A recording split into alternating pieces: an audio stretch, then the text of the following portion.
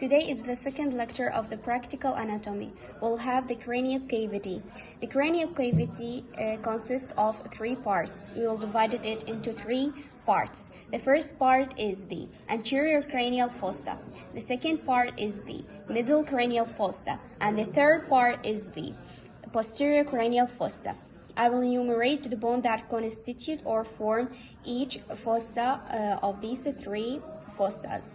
The first consists of frontal bone, ethmoid bone, and a part of sphenoid bone. The second consists of the sphenoid bone and the temporal bone. As for the posterior cranial fossa, consists of a very small part of the temporal bone in addition to occipital bone. The anterior cranial fossa. The frontal bone. We have here an orbital plate of the frontal bone, which is the continue of this orbit from inside. Orbital plate of a frontal bone. And we have here a frontal crest. As for the ethmoid bone, we have a crista galli and cerebriform plate. We have pores on the cerebriform plate. Between the frontal crest of the frontal bone and the crista galli of the ethmoid bone, we have a foramen. It's non-opened foramen. We call it a blind foramen. It's a foramen cecum. As for the part of sphenoid that is a part of the anterior cranial fossa, is the lesser wings of the sphenoid. And here is the body of the sphenoid. The lesser wings will end by a process. This process is called as the anterior clinoid process, a pair of anterior clinoid process. And here we have the canal. This is an optic canal. We end from the anterior cranial fossa. Now for the middle cranial fossa. The middle cranial fossa will consist of the sphenoid bone. This is the greater wing of the sphenoid, a pair of greater wings of the sphenoid. This middle part is called as the sella torsica. This is the sella torsica. The sella torsica consists of an elevation, depression, and then another elevation. As for the first elevation, called as tuberculum sellae. As for the depression, called as pituitary fossa. As for the another elevation is called as dorsum sellae. The dorsum sellae will end by two processes. These processes will called as the posterior clinoid processes. Now we are end from that central part. We will discuss the foramens in the middle cranial fossa. This is the superior orbital fissure. The superior orbital fissure from this side. The superior orbital fissure. We have foramen rotundum, foramen ovale, and foramen spinosum. And this is the foramen lacerum. Okay. Now we are end from the sphenoid of the middle cranial fossa. Here is the temporal part.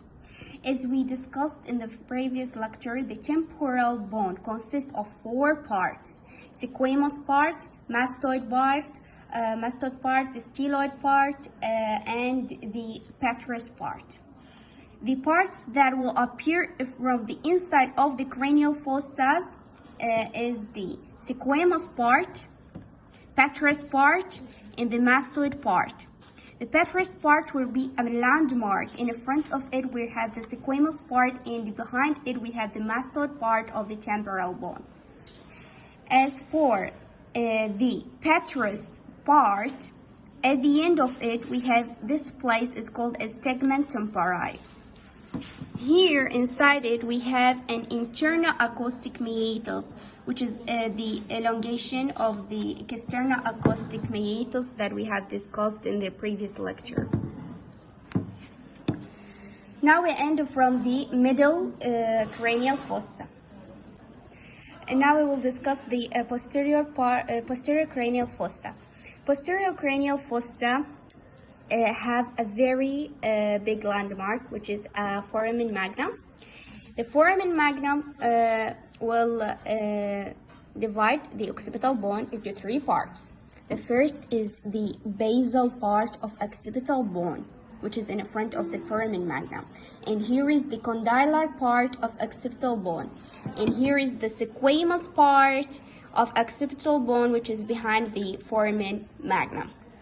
As for the occipital bone, the basal part of occipital bone, in addition to this is the basal part of the sphenoid bone, will constitute something called clavius, اللي هو المنحدر, clavius. This is the condylar part of occipital bone. Now we will discuss the foramens that are of the posterior cranial fossa. This is the jugular foramen.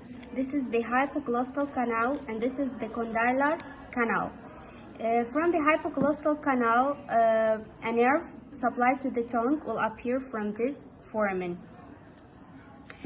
As for the posterior part, squamous part of the occipital bone, will have the anterior occipital crest, anterior occipital protuberance, and here is the superior sagittal sulcus, transverse sulcus. The continuum of the transverse sulcus is the sigmoid